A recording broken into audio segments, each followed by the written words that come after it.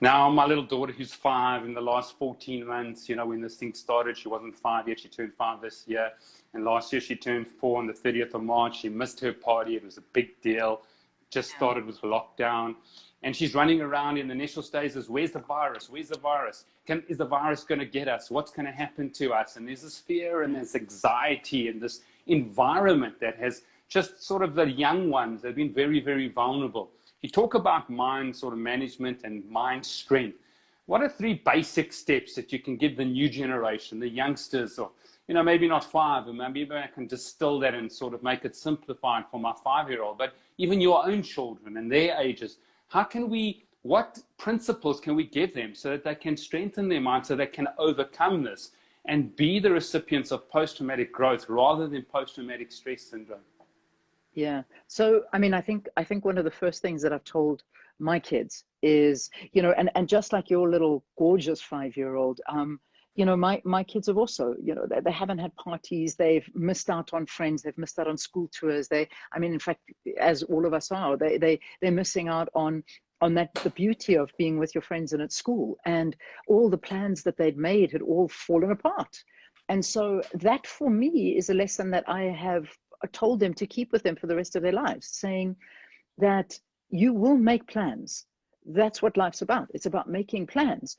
But when they go wrong, and a lot of the time they go very wrong, it's how you handle and how you change to adapt to the wrong. Because you can plan as much as you want to, but when one thing steps in your way, is that going to unravel you, or are you going to move around it and carry on in another direction? In fact, I sat down with my son, and he had a speech that he needed to write. And I said to him, okay, let's speak about, I wish I remembered the name of the river, but you'll know it. I mean, you know, you're my wealth of knowledge, you jump in here. But there's that one river, I think, a bridge. It's a bridge that they built somewhere.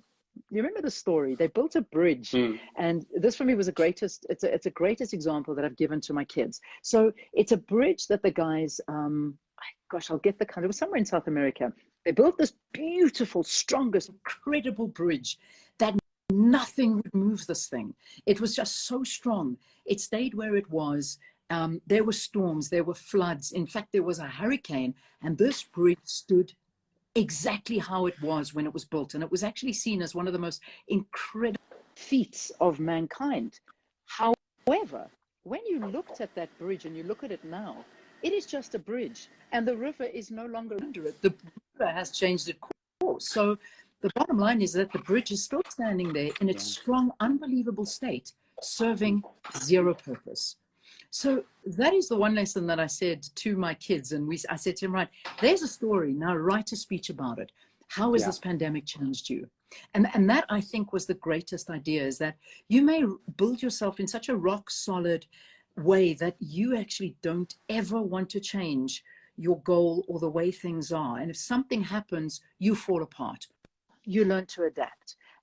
And this is how we all need to be. I mean, we know it. We've seen the greatest history of examples of people that didn't adapt with the time. And this is a time of change. We're living change. Never could we ever do this before.